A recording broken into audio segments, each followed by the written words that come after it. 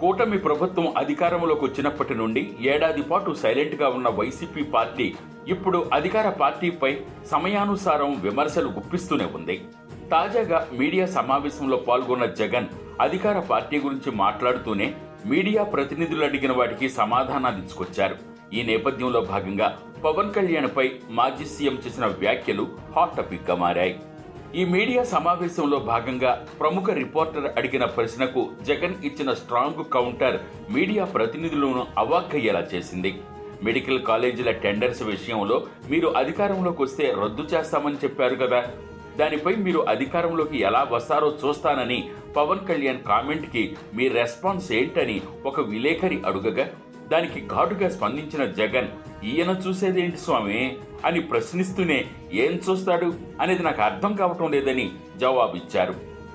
అంతేకాకుండా పైన దేవుడు చూస్తాడని కింద ప్రజలు ఆశీర్వదించాలని నవ్వుతూనే స్ట్రాంగ్ కౌంటర్తో ముగించారు. ఈ కౌంటర్కి జనసేన అధినేతతో పాటు జన సైనికులు ఏ విధంగా రియాక్ట్ అవుతారో చూడాలి. మరి ప్రెస్తో మరిన్ని విషయాల గురించి జగన్ చర్చించారు. అయితే అసెంబ్లీ సమావేశాలకు జగన్ రావాలని లేదంటే పదవి నుండి తొలగిస్తామని వార్నింగ్ ఇవ్వడం జరిగింది. దీనిపై స్పందించిన జగన్ ప్రతిపక్ష హోదా కావాలని లేదంటే రానని వెల్లడించారు.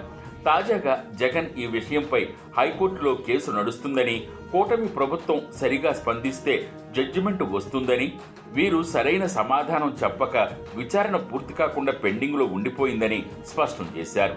ఒకవేళ జడ్జిమెంట్ వచ్చినా కూటమి ప్రభుత్వం తనకి నచ్చినట్లుగా వ్యవహరిస్తుందని, అయినా వారు ఎటువంటి చర్యలు తీసుకున్నా నేనేమీ భయపడనని తేల్చి చెప్పారు.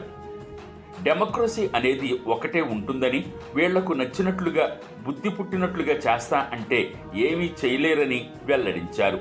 గతంలో నేను అధికారంలో ఉన్నప్పుడు చంద్రబాబు నాయుడు ఎన్నిసార్లు అసెంబ్లీ సమావేశాలకు హాజరయ్యారో సమాధానం చెప్పడానికి వీరు వెతుక్కోవాలని తెలిపారు.